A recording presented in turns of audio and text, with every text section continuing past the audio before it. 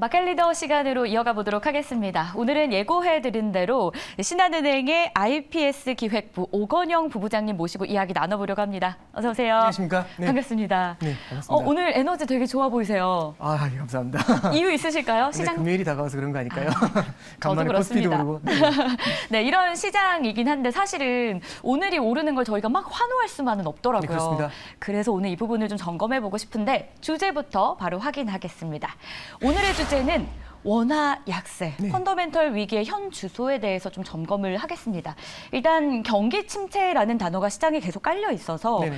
이 부분 어떻게 생각하시는지 궁금해요. 뭐 올해는 없어도 내년은 있을 수 있다. 네. 어쨌든 경기 침체가 오긴 온다란 말이 많더라고요. 네네. 저는 상당 부분 공감을 하는 부분이 있고요. 다만 이제 앞에 시기를 말씀해 주셨는데 네. 뭐 12월 31일까지 안 오고 그 다음에 1월 1일부터 온다든지 이런 건 사실은 넌센스라고 생각을 하지 않습니까? 네. 저는 이제 뭐 시기를 예단한다라기보다는 그게 경기 침체가 늦어질 것이다 이렇게 예상하는 입장과 오히려 경기 침체가 빨리 올 것이다라고 예상하는 입장에서 무엇이 차이가 있는지를 좀 보고 싶은 겁니다. 저는 좀 바라보고 있는 시각이 지금 미국 사람들의 미국 사람들의 소비가 여전히 탄탄한 편입니다. 그 소비가 탄탄하게 이어지는 이유는요. 물가가 오르고 금리가 올랐음에도 미국 사람들이 과거에 받아놨던 굉장히 많은 재정 지출금, 보조금들이 굉장히 많습니다. 네. 이게 저축으로 쌓여 있죠. 그걸 초과 저축이라고 하는데 그 초과 저축이 아직도 굉장히 많이 쌓여져 있습니다. 두 번째는 미국의 실업률이 굉장히 낮거든요. 반세기 최저입니다. 그만큼 미국의 노동시장이 탄탄하다라는 건데요. 그럼 채용이 되기 때문에 월급을 계속해서 받을 수가 있죠. 그래서 노동시장이 탄탄하고 두 번째는 방금 말씀드렸던 것처럼 쟁여놓은 저축이 있기 때문에 이걸로 아직까지는 소비를 탄탄하게 이어갈 수가 있는 겁니다. 근데 여기서 이제 한 가지 볼 수 있는 게 뭐냐면 첫 번째는 이런 거죠. 미국의 이제 SVB 사태 이후에 나타난 현상은 이게 빠르게 드러난다기보다는 시간을 끌면서 조금씩 악영향을 주게 될 텐데 악영향에 두 가지가 있을 겁니다. 첫 번째는 그쪽에 있는 은행들이 무너지게 되면서 IT 기업 쪽으로 대출을 줄이는 거겠죠. 그럼 IT 벤처 기업 쪽으로 대출이 줄어들게 되면 지금 IT 벤처들이 별로 이렇게 미국의 IT 벤처가 경제 상황이 좋지가 않거든요. 네. 그런 상황에서는 대출이 필요할 텐데 이제 대출도 받지 못하는 겁니다. 그럼 이런 IT 벤처들이 굉장히 많이 힘들어지게 되면은 아무래도 해고를 굉장히 많이 늘릴 그쵸. 수밖에 없죠. 이쪽이 미국의 고용에서 차지하는 비중이 상당히 큽니다. 20% 가까이 되는데 그럼 이쪽에서 하반기 정도 됐을 때는 이 실업이 쏟아진다라고 한다면 지금은 반세기 최저로 내려와 있지만 이 실업률이 올라갈 부담이 있는 거고요. 두 번째는 물가가 오른 만큼 굉장히 빠르게 저축금이 줄어들고 있습니다. 이 저축이라는 게 샘솟는 건 아니지 않습니까? 그러면 하반기 정도 됐었을 때는 초과 저축이 상당 부분 줄어들게 될 것 같고요. 그렇게 됐었을 때는 미국의 소비가 다소 위축이 되지 않겠나 그렇게 보고 있습니다. 그 시기가 언제인지 예단하기는 어렵겠지만 그게 현실화된다라면은 어느 정도 약한 경기 침체에 대한 가능성은 높여놔야 되지 않겠는가라는 게 현재의 의견인 것 같습니다. 약한 경기 침체라고 하셨는데 네네. 그 약한 경기 침체가 올해에는 좀 저희가 준비를 미리 대비를 하는 게 좋겠다. 네, 그렇습니다. 올해다 내년이다 이런 것들보다는요. 네. 다가올 가능성이 있다라는 것을 염두에 두고서 신경을 쓰시는 게 필요하지 않겠나 싶습니다. 네, 깔끔하게 좀 정리를 해주셨는데 말씀 중에 은행 이야기를 하셨습니다. 네네. 퍼스트 리퍼블릭이죠. 네네, 그렇습니다. 실적 발표 나오고 미국에선 계속 은행 위기설이 좀 돌고 있어요. 네네. 국내 증시에는 뭐 엄청난 영향까지는 아니지만 어쨌든 투자 심리는 위축되거든요. 네네. 이거 관련해서 좀 어떻게 보시는지도 궁금해요. 저희가 좀 대응 전략을 짜야 되는 시기일까요? 네, 일단 첫 번째는요. 네. 대응 전략을 별도로 짠다라기보다는 네. 여기가 주는 함의를 좀 볼 필요가 있는 것 같습니다. 첫 번째는 퍼스트 리퍼블릭 뱅크 같은 그런 지방의 은행들은요. 앞으로도 몇 차례 더 파산이 일어나지 않을까 생각을 합니다. 그럼 은행의 파산이 일어나라고 한다면 이게 굉장히 큰 금융위기로 이어지지 않을까. 왜냐하면 많은 분들이 2008년도 글로벌 금융위기에 네. 이 트라우마가 굉장히 크게 작용을 하세요. 맞아요. 그러다 보니까 저한테도 가장 많이 하시는 질문이 금융위기 찾아오는 거 아니에요? 이 질문이 많은데 작은 중소형 은행들이 파산하는 것들로 금융위기가 나타난 건 아니고요. 이 08년도에 보면은 리먼 브러더스나 메릴 린치는 그때 당시 미국의 3위, 4위 하는 대형 은행들입니다. 이런 은행들의 파산하고는 다소 궤를 달리하죠. 그래서 극단적인 비관론으로 흐를 필요는 없다라는 게 첫 번째입니다. 그럼 여기까지 말씀을 드리면 극단적인 비관은 없다면 좋은 거냐? 근데 이게 이렇게 생각을 하시면 되겠죠. 지방경제나 아니면 IT 벤처 같은 특정 산업군에 대출을 해주는 그런 은행들이 힘들어지면 어려운 상황에 처해 있는 그런 산업군들은 대출조차 받지 못하니까요. 이쪽에서는 앞서 말씀드린 IT 벤처의 케이스처럼 여기서는 실업이 늘어난다든지 이쪽에 경기 둔화가 나타날 수가 있습니다. 그러면 약한 경기 침체지만 경기 침체는 경기 침체입니다. 네. 이런 것들은 아무래도 자산 시장에는 부담을 줄 수가 있고요. 일시적으로나마 안전자산 선호에 대한 가능성을 높여놓을 수가 있거든요. 네. 근데 이런 거죠. 안전자산 선호가 나타났는데 이게 마치 금융위기처럼 보여지는 그런 부담감을 나타낼 수 있지 않습니까? 그래서 꼭 말씀드리고 싶은 건 이런 안전자산 선호가 나타났을 때 내 포트폴리오에 일정 부분이라도 안전자산을 담고 따라가 주면 약간 이상한 일이 일어났을 때도 버틸 수 있는 마음의 힘이? 그렇죠. 마음의 힘이 생기는데 이런 게 전혀 없으면은 굉장히 쉽게 왔다 갔다 하는 일이 벌어지게 되거든요. 하루는 위기를 고민했다가 하루는 바닥인가 위기인가 바닥인가 이 사이에서 왔다 갔다 하다 보면 제대로 된 투자를 이어가지 못하는 문제가 생길 수 있습니다. 그래서 저는 여기에서 가장 중요한 거는 마인드 컨트롤, 쏠리지 않는 마인드 컨트롤이 가장 중요하지 않겠나 네. 그렇게 조언드려 봅니다. 그럼 오건영 부부장님이 생각하시는 안전자산은 어떤 게 있을까요? 예, 여러 가지 안전자산들을 말씀드릴 수 있는데요. 네. 이 안전자산은 뭐 스위스 프랑, 엔화, 미국 국채 굉장히 다양합니다. 네. 근데 한 가지 저는 좀 일반인들이 접근하기 좋은 안전자산으로 두 개를 말씀드리고 싶은 건 첫 번째는 달러겠죠. 근데 이제 많은 분들이 그 얘기를 하십니다. 미국의 달러가 이제 약해질 것 같다는데 달러를 담아도 되겠어? 근데 달러는요, 어떤 특성이 있냐면 약해지다가도 굉장히 안 좋은 상황이 펼쳐지게 되면은 사람들이 달러 현찰을 보유해야겠다는 생각을 하게 돼요. 글로벌리 달러 부채가 많거든요. 안 좋아지면 이 연장이 안 되니까 달러를 갚으려고 해요. 그럼 달러가 일시적으로 수요가 폭발할 수가 있습니다. 그래서 달러는요. 안전자산으로서 정말 필요한 순간에는 달러 현찰에 대한 수요가 오면서 달러가 강해집니다. 그러면 그날을 기다리면서 큰 금액을 박아놓고 기다리느냐? 그게 아니라 포트폴리오에 조금씩 달러를 사서 따라가 주는 거죠. 예, 이렇게 따라가 줬을 때 나중에 만약 문제가 생기면 다른 자산들이 흔들릴 때 이 모아놓았었던 달러가 튀어올라 주면서 다른 포트가 무너지는 것에 하방을 방어해주는 그런 역할을 하게 됩니다. 그리고 금도 비슷한 궤적을 따라갈 수가 있는데요. 근데 다만 금은 이 달러하고는 약간 좀 뭐랄까요? 네. 성격이 좀 다릅니다. 안전자산이라고 하기도 어려운데 다만 이게 금은 어떤 특성이 있냐면 달러의 반대편에 존재합니다. 그래서 미국의 경기가 좋거나 미국의 금리가 높으면 금이 강해지거든요. 금이 약해지거든요. 눌리거든요. 네. 왜냐하면 경기가 좋고 금리가 높으면 달러를 선호하게 되니까 반대편에 있는 금이 눌리거든요. 근데 만약에 미국의 경기가 둔화되고 미국이 지금은 금리가 높지만 나중에 인하를 하게 되면 이 두 가지 조건이 맞게 되면 달러가 약해지면서 반대편에서 금이 강한 모습을 보이게 되겠죠. 그래서 지금 당장을 바라봤을 때가 아니라 미래에 어떻게 움직일 것 같다라는 이 시나리오를 감안했었을 때는 포트폴리오에 금도 일부씩 담아가는 전략들 고민해 보실 필요가 있을 것 같습니다. 네, 달러와 금을 좀 투자하기에 괜찮은 저희 일반인 입장에서요. 네, 그렇습니다. 이런 것들이 안전자산이 될 수 좋은 있겠죠. 좀 안전자산이다라고 좀 표현을 해주셨는데 한 가지 좀 더 체크해 보도록 하겠습니다. Bad is good 이런 말이 네, 그렇습니다. 있지 않습니까? 네네. 오히려 안 좋은 거를 좋게 만드는 뭐 네네. 예시를 들기까지 좀 힘들지만 네, 그렇습니다. 답변에서 함께 예시 들어주시면 좋을 것 같은데 네네. 요즘은 또 안 좋은 건 안 좋은 거잖아. Bad is bad잖아. 네네. 이런 말로 좀 바뀌는 흐름도 있더라고요. 네, 정확하게 좋은 질문해 주신 것 같아요. 이 부분에 대해서 견해가 좀 어떠세요? 이제 이렇게 설명을 해드리면 될 것 같습니다. 네. 매드이즈 굿이라는 건 예를 들어 이런 거죠. 코로나 사태가 터지면 주가가 오른다. 네, 많이 올랐지 않습니까? 맞아요. 그리고 예전에 보면은 19년도에는 무역 전쟁이 터지니까 주가가 올랐습니다. 브렉시트가 터지니까 주가가 올랐고 유럽의 재정 위기가 터지니까 주가가 오릅니다.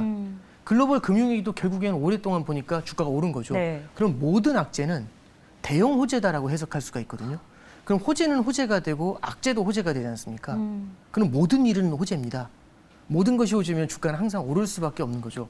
다만 악재가 터졌을 때는 더욱더 크게 뛰니까 악재가 터졌을 때 쫄지 않고 투자를 하면 더욱더 큰 수익을 낼 수 있다는 게 매드이즈 굿의 포인트가 됩니다. 네. 근데 여기서 제가 하나 좀 말씀을 드린 건 안 좋은 일이, 그러니까 코로나 사태가 주가를 올린 게 아니고요. 코로나 사태가 터지니까 이걸 메우기 위해서 굉장히 많은 금리 인하와 유동성 공급과 재정 지출을 늘린 거죠. 이른바 돈 풀기라는 걸 했던 겁니다. 정책인 거죠. 그렇죠. 정책에 대한 지원이 나와준 거죠. 그래서 악재가 터졌을 때 이걸 막기 위한 정책 지원이 나오면서 주가가 오른 거지 악재가 터져서 주가가 오른 게 아니다. 이게 일단 첫 번째고요. 네. 그러면 이번에도 생각을 해보는 거죠. 악재가 터졌다라고 가정했을 때 이때도 과거만큼 강력한 부양책이 나와줄까? 지금 우리가 이렇게 보시면 될 것 같습니다. 코로나 사태 때를 돌아보면은 그때는 인플레이션이 없었어요. 네. 그래서 인플레이션이 온다 이런 거 걱정하지 않고 코로나를 막기 위해서 어마어마한 돈을 써준 거죠. 맞아요. 그럼 만약에 지금 똑같은 사건이 나타난다면 그만큼 과거처럼 돈을 쓸 수 있을까? 쉽지 않거든요. 왜냐하면 인플레이션을 갖다 얼마 전까지 겪어봤기 때문에 학을 뗄 겁니다. 그러면 이런 로직이 되는 거죠. 과거에는 배드한 게 나타나게 되면은 배드 때문에 굉장히 많은 정책 지원이 일어나서 주가가 올랐다면 이번에는 똑같은 배드가 나타나더라도 그만큼의 지원이 일어나지 않을 수 있습니다. 그러면 결국에는 저를 돌봐주는 보호막이 없다라고 한다면 아무래도 좀 더 긴장하게 되겠죠. 그래서 배드 이즈 굿보다는 아까 말씀하신 것처럼 배드 이즈 배드에 대한 생각들이 조금씩 시장에 나타나는 거 아니냐. 이 말씀이 요즘은 조금씩 분위기가 보이는 것 같습니다. 아, 그렇다면은 배드 이즈 배드에 대해서 저희가 좀 생각을 하고 투자에 네, 나서야 그렇습니다. 되는 상황인 거잖아요. 네, 그렇습니다. 이런 상황에서 FOMC 회의가 저희를 기다리고 있습니다. 네네. 어떻게 보십니까? 금리 올릴 수도 있다라는 그 가능성이 조금 더 많이 점쳐지고 있더라고요. 네네. 의견은요? 일단 저는 FOMC가 이제 5월달 첫째 주에 있는데요. 저는 이제 관전 포인트를 한 두세 개 정도 말씀을 드리려고 하는데요. 첫 번째는 금리를 인상할 것인가. 이번까지는 금리를 인상하게 될 것 같습니다. 금리를 인상하되 시장에서 기다리는 거는 이번 금리 인상이 마지막일 것인지에 대한 고민이 굉장히 커질 것 같습니다. 저 역시 상당 부분 공감을 하는 게 지금 은행 시스템의 문제가 첫 번째고요. 이 은행 시스템의 문제가 그동안 굉장히 빠르게 금리를 올려왔던 것에 대해서 인상해왔던 것에 대한 후폭풍이 아니냐라는 그런 주장이 힘을 얻고 있습니다. 그러니까 예를 들어 이런 거죠. 제가 기침을 합니다. 오늘 아침에 방송이 있는데 기침을 해요. 그러면 기침을 하면 굉장히 안 좋을 거지 않습니까? 네. 방송하기가. 그래서 답답한 나머지 감기약을 갖다 먹은 거죠. 2알 먹었는데 안 났습니다. 그럼 20알을 먹으면 바로 나을까? 그게 아니거든요. 아닙니다. 속만 뒤집어지겠죠. 이게 무슨 말씀이냐면 금리 인상을 한다고 바로 다음 날부터 물가가 안정되는 게 아니라 금리 인상의 영향이 시차를 두고 약이 퍼지는 것처럼 시차를 두고 나타날 텐데 금리 인상이 작년 3월부터 시작했습니다. 이제 1년이 됐고요. 지금 계속해서 금리를 끌어올려온 거지 않습니까? 이 후폭풍이 분명히 나타날 시기가 조만간 나타나게 될 겁니다. 그러면 지금 과연 앞뒤 안 보고 계속해서 밀어 올릴 땐가 아니면은 금리 인상을 어느 정도 속도 조절을 하면서 이제는 현재의 금리를 얼마만큼 오랫동안 높게 유지할 것인지 이쪽으로 약간 좀 프레임워크를 바꿔야 될 때인가 이 고민을 첫 번째 하게 될 것 같고요. 두 번째는 지금 미국 은행들의 지급준비금이라고 해서 미국 은행들의 현금이 연준에 모아놓은 현금이 빠르게 줄어들고 있습니다.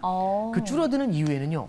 예금이 인출되는 것도 있고 두 번째는 연준이 양적 긴축이라는 걸 하고 있습니다. 그래서 예금이 인출되는 걸로 주는 것도 있지만 양적 긴축으로도 줄어들거든요. 그러면 은행의 이 예금이 그 초과지준이라고 하는 은행의 현금이 더욱 빠르게 줄어들게 되고요. 네. 그러면은 특히 작은 은행들 같은 경우는 더욱더 어려워지는 문제가 생깁니다. 그래서 두 번째는 이제 어떤 걸 바라보면 되냐면 은행 사태가 이렇게 이어질 거라고 볼 때도 양적 긴축을 과연 빠르게 가져갈 수 있겠느냐. 여기에 대해서 연준이 스탠스 변화를 나타낼 수 있지 않을까. 요건 두 번째로 좀 볼 수 있는 포인트가 되고요. 그다음에 이제 마지막으로 하나 더 말씀을 드리면 지금 미국의 부채 한도 문제가 굉장히 뜨겁게 달궈지고 있습니다. 네. 이게 6월이나 7월 정도 되면은 어느 정도 부채 한도 지금 현재 쌈짓돈이라고 해서 네. 미국 정부도 쌈짓돈을 갖고서 지금 빚을 내지 못하고 계속해서 버티고 있거든요. 그럼 이 쌈짓돈이 떨어지는 시기가 6, 7월 정도에는 다가오게 될 것 같아요. 그러면 더 이상 미국 정부가 지출을 할 수 없는 이른바 준 디폴트 상태에 처할 수가 있습니다. 이런 것들이 실물 경제나 금융시장에 큰 영향을 줄 수 있거든요. 여기에 대해서 아마 기자들이 연준에 많은 질문을 하게 될 겁니다. 여기에 대해서 연준은 플랜 B로 어떤 것들을 준비해놨냐, 컨팅전티 플랜으로 이런 것들을 아마 질문하게 될 텐데 여기에 대해서 연준이 어떤 답을 하게 될지 이걸 저도 지켜보려고 하고 있습니다. 어쨌든 금리 인상을 하냐 마냐 이 기로보다는 연준에서 어떤 스탠스를 우리에게 그렇습니다. 보여줄 것인지 네네. 이 부분을 두 가지로 정리해서 체크 포인트를 알려주셨기 때문에 잘 기억해 보도록 하겠습니다. 네. 환율 이야기도 한번 해볼까요? 네네. 환율도 사실 시장에 굉장히 큰 부담을 주고 있습니다. 계속 원화만 약세 기조를 보이고 있는데 네. 이건 좀 어떻게 해석하면 좋을까요? 네, 일단 첫 번째는 기술적인 면에서 보면 네. 이 원달러 환율이 작년도 11월 달에 달러당 1,440원까지 올라갔습니다. 네. 근데 그게 확 내리꽂히면서 올해 1월 달에는 1,210원까지 떨어졌어요. 맞아요. 그러니까 달러당 230원이 떨어진 거죠. 원화가 엄청나게 강해진 겁니다. 그 속도가 다른 국가들보다 훨씬 빨랐습니다. 그래서 지금 또 유독 원화만 약세를 보이는 이유는 11월에서 1월 사이에 진행됐었던 환율의 하락폭이 너무 크지 않았냐. 그래서 뭐 기술적 반등 아니냐라고 하는 게 첫 번째 어떤 기술적인 이유라고 볼 수 있는데요. 사실 이게 약간은 영향을 주겠지만 전부를 설명하지는 못할 것 같습니다. 그래서 조금 더 첨언해서 하는 말씀을 드리면 저는 보다 본원적인 거는 우리나라 이제 무역 수지에 좀 초점을 맞춰야 되지 않을까 싶습니다. 우리나라는 원래 구조적인 무역 흑자국입니다. 무역 흑자가 굉장히 익숙하거든요. 근데 지금 13개월 연속으로 무역 적자가 나고 있습니다. 맞아요. 그러면 예를 들어 이런 거죠. 굉장히 우등생인데 항상 전교 1등 하다가 한 번 갑자기 반에서 20등을 한 거죠. 그럼 깜짝 놀라지 않습니까? 그런데 이런 생각을 하는 거죠. 이번에 저기 속이 안 좋았나 보다. 이렇게 생각할 수가 있는데 이걸 네. 벌써 13개월 연속으로 등수가 안 나오는 겁니다. 그러면 사람들이 시간이 가면 갈수록 어떤 생각을 하냐면 이게 문제가 있나? 이 그죠. 생각을 하게 되거든요. 네. 그래서 이 무역 적자에 이제 환율이 어느 정도는 좀 반응하고 있지 않나 저는 그걸 좀 바라보고 있고요. 무역 적자라는 거는 두 가지로 볼 수 있는데 수출이 줄어드는데 수입이 늘어날 때 이런 일이 벌어집니다. 수입 사이드만 보면 최근에 국제 유가가 오펙 플러스에서 감산하면서 빠르게 튄 게 1번이고요. 네. 두 번째는 수출 사이드에서는 대중 수출이 아직 일어나지 못하고 있고 그다음에 반도체 섹터가 여전히 부진을 이어가고 있습니다. 그러면 수출이 주저앉아 있는 상태에서 수입이 늘어나니까 무역 적자가 이어지고요. 이 무역 적자가 이어지는 게 환율에는 조금 더 추가적인 부담으로 작용하지 않겠나 그렇게는 해석하고 있습니다. 좋습니다. 그렇다면 저희가 좀 여쭤보고 싶은 부분 큰 그림에서 이제 좀 주목해야 될 이슈나 이벤트 있는지 좀 정리해 주신다면요. 네, 저는 이제 앞서 이제 그 미국의 부채 상한에 대해서 네. 하나 좀 짚어서 말씀을 좀 드렸는데요.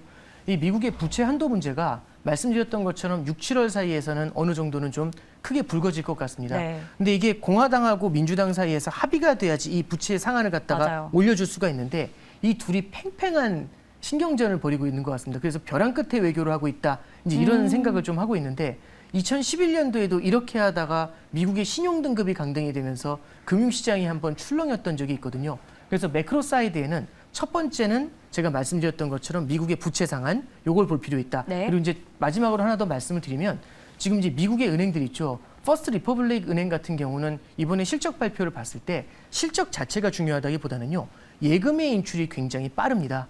예금의 인출이 굉장히 빨라서 생각보다 많은 예금이 인출이 됐거든요. 네. 그럼 이 상황에서 사람들이 이 실적 발표를 봤으면 예금이 빠르게 인출이 되는구나 이렇게 끝나는 게 아니라 거기서 또 다른 뱅크런이 후속적인 뱅크런이 나타날 수가 있습니다. 꼬리에 꼬리를 계속 무는 것 그렇습니다. 같아요. 그러면 퍼스트 리퍼블릭 은행에서도 굉장히 어려워지는 문제가 생기고요.